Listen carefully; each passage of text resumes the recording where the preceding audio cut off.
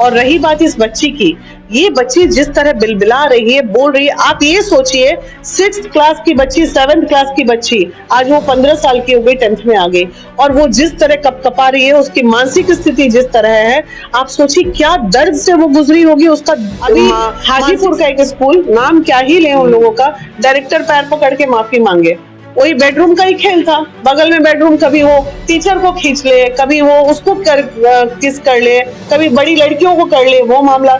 तो ये बेडरूम का खेल तो बंद होना चाहिए प्राइवेट स्कूल। अपराध कहाँ पनपता है, बाप अगर वो गुनाह कर रहा है, पीछे से बेटा आएगा, उसी बेडरूम को उसी तरह इस्तेमाल करेगा। वो देख रहा है हाँ, बोले अरे आप प्राइवेट स्कूल एसोसिएशन सब आपके बारे में बोल रहे हैं, आप प्राइवेट स्कूल पे बोल रही हैं। हम बोले तो क्या बच्चियों का रेप होते रहे और हम लोग बैठ के देखते रहे? क्या हमसे छुपा हुआ है? किस स्कूल की किस कहानी मेरे से छुपी है, जरा बताओ। इस शहर में, पटना शहर का तो खैर जानती हूँ कम से कम। अभी बताइए, उनके भाई से मेरी बात हो रही, बेचारे फोन करते हैं, ये डीएसपी साहब कहते हैं, एसपी साहब कहते हैं मैनेज कर लीजिए, उसके बाद कहते हैं हल्ला मत कीजिए, उसके बाद कहते हैं रोड पे मत निकलिए, आप लोग धरना प्रदर्शन मत कीजिए। क्यों ना करें भाई? किसी की बेटी की जान चली जाए, किसी की बेटी की इज्जत चली जाए, रेप हो जाए, अपराध हो जाए, और आप कहते हैं कि हम चिल्ला चिल्लम भी ना करें।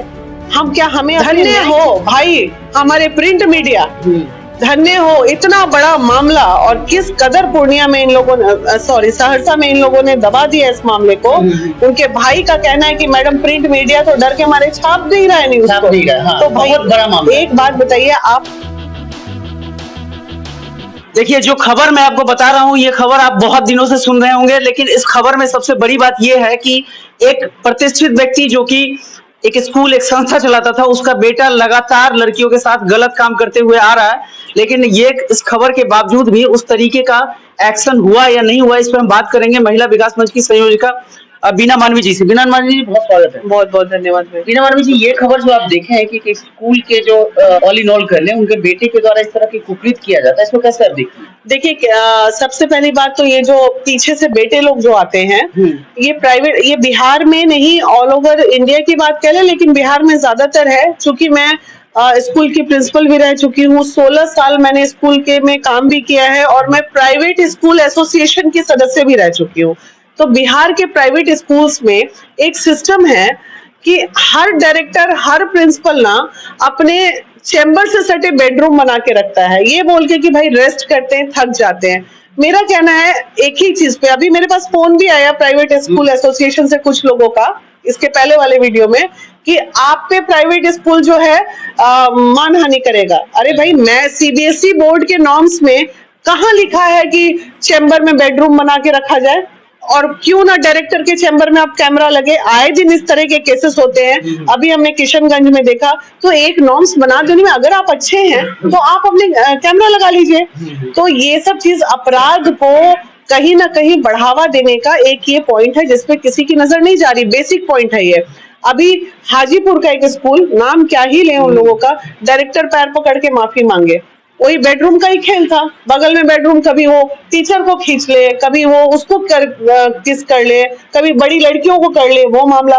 तो ये बेडरूम का खेल तो बंद होना चाहिए प्राइवेट स्कूल्स के बेडरूम। तब तो प्राइवेट स्कूल जब ये बोलते हैं कि प्रिंसिपल 6 घंटे या 8 घंटे जो काम करते हैं, इतना थक जाते हैं कि उनको बेडरूम की आवश्यकता पड़ जाती है, तब तो हर टीचर हर ऑफिस में होना चाहिए, हर ऑफिस में, सरकारी ऑफिस में। हाँ, सरकारी स्कूल में भी बैठते हैं, डीएम साहब हो गए, एसपी साहब हो गए, सब में एक बेडरूम लग जाओ। और ये देखिए, ये अय्याशी का अड्डा है बेसिकली इन लोगों का। और यहाँ पे मैं ये नहीं कहती हूँ, बहुत सारी कुकर्मियां सहमति से भी होती हैं और कुछ जबरदस्ती भी होती है। अब देखिए, अपराध कहाँ पनपता है, बाप अगर वो गुनाह कर रहा है, पीछे से बेटा आएगा, उसी बेडरूम को उसी तरह इस्तेमाल करेगा। वो देख रहा है। हाँ, इसलिए बिल्कुल सीबीएसई बोर्ड के नॉर्म्स में हमें बिल्कुल कंप्लेन करना चाहिए हर लोगों को कि भाई स्कूल परिसर में डायरेक्टर और प्रिंसिपल चैम्बर से सटे बेड की जरूरत नहीं है, ये हटा दीजिए। अच्छा। फिर ये रेप का अपराध तो घटेगा, थोड़ा बहुत कुछ होगा। बेड होने से क्या होता है ना, अय्याशी का अड्डा बन रहा है। ये इसके लिए मैं लगातार ये इसी मुद्दे पे, मैंने किसी स्कूल पे ये नहीं कहा कि ये स्कूल गलत है, व्यक्ति विशेष गलत है, वहां के सिस्टम में ये एक चीज जो ऐड है उसे हटाने की बात है। जो आप एरर था उस पे आपने बिल्कुल बिल्कुल। लेकिन आपको इस तरह का थ्रेटनिंग आया एसोसिएशन के द्वारा कि आप पे मानहानि का? हाँ, बोले अरे आप प्राइवेट स्कूल एसोसिएशन सब आपके बारे में बोल रहे हैं, आप प्राइवेट स्कूल पे बोल रही हैं। हम बोले तो क्या बच्चियों का रेप होते रहे और हम लोग बैठ के देखते रहे? क्या हमसे छुपा हुआ है? किस स्कूल की किस कहानी मेरे से छुपी है, जरा बताओ। इस शहर में, पटना शहर शहर का तो खैर जानती हूँ कम से कम। तो ये सब चीजें गलत है। और रही बात इस बच्ची की, ये बच्ची जिस तरह बिलबिला रही है, बोल रही है, आप ये सोचिए 6th क्लास की बच्ची, 7th क्लास की बच्ची, आज वो 15 साल की हो गई, 10th में आ गई, और वो जिस तरह कपकपा रही है, उसकी मानसिक स्थिति जिस तरह है, आप सोचिए क्या दर्द से वो गुजरी होगी, उसका मानसिक संतुलन किस कदर बिखर गया होगा। इसकी सजा नहीं मिलनी चाहिए। मतलब 9 साल वो इस दर्द में गुजारी है, अब जाके हिम्मत आया तो ठीक है, अब हिम्मत आया, उसको हिम्मत आता भी नहीं भला उस डॉक्टर का जिन्होंने अपने इलाज के दरमियान उसकी काउंसलिंग में ये चीजों को पकड़ा। हाँ। तो ये सब चीजें तो रोक लगनी चाहिए और बहुत अपराध है। और दुख होता है कि जिस चीज में अभी बताइए, उनके भाई से मेरी बात हो रही, बेचारे फोन करते हैं, ये डीएसपी साहब कहते हैं, एसपी साहब कहते हैं मैनेज कर लीजिए, उसके बाद कहते हैं हल्ला मत कीजिए, उसके बाद कहते हैं रोड पे मत निकलिए, आप लोग धरना प्रदर्शन मत कीजिए। क्यों ना करें भाई, किसी की बेटी की जान चली जाए, किसी की बेटी की इज्जत चली जाए, रेप हो जाए, अपराध हो जाए, और आप कहते हैं कि हम चिल्ला चिल्लम भी ना करें।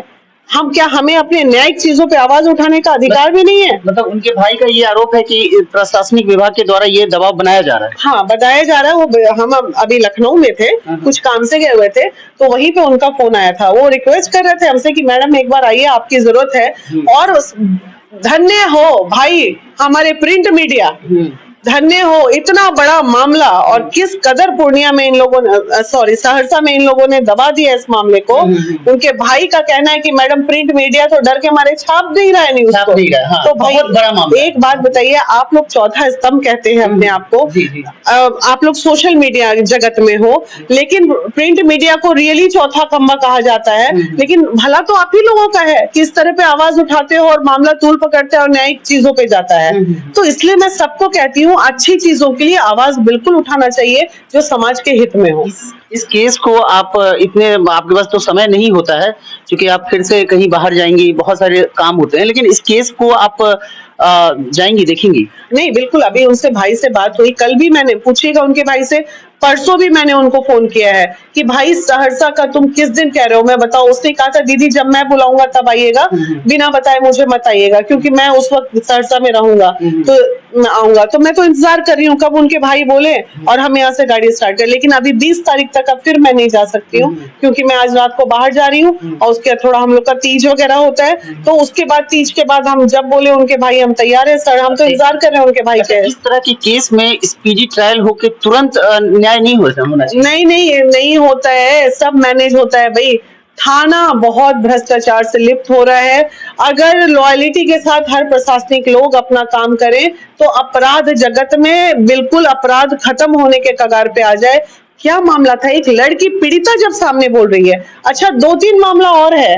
मैं गुप्त रूप से इसलिए सहरसा जा रही थी कि वो 2-3 लड़कियां और हैं जो इस बात की उस स्कूल में सत्यापित कर रही हैं। तो अब क्या चाहिए प्रशासन को, हमें समझ नहीं आता कि इनके ऊपर किसका दबाव होता है, क्यों इसलिए करते हैं, ये तो गलत है। और इसके पीछे एक रीजन और भी निकल के आएगा, आप देख लीजिएगा।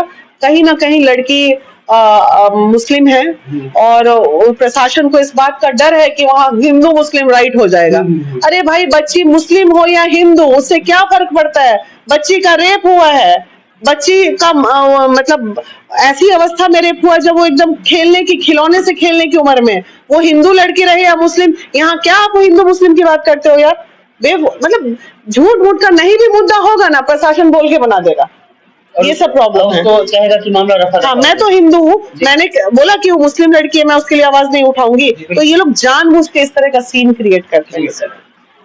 तो सुना आपने, इस खबर में मैंने आपको दिखाया कि बीना मानवी जी सहरसा वाले मामले में सीधे जाएंगी और मिलेंगी जब भी उनके भाई साहब की तरफ से इनको सूचना दिया जाएगा, और अपने कीमती वक्त से समय निकाल के ये इस केस को भी देखेंगी। और इनका सीधा आरोप है कि इस तरह के मामले को एक धार्मिक रंग देख के दबाने की कोशिश की जाती है। बहरहाल, जो अपराध या क्राइम होते हैं उसको अपराध या क्राइम की श्रेणी या उसी नजरिए से देखा जाए, न कि उसको हिंदू मुस्लिम का रंग या किसी भी धर्म विशेष के रंग से देखा जाए। फिलहाल के लिए इतना ही। आपके क्या विचार हैं इस पूरे प्रकरण में, हमें बताइएगा।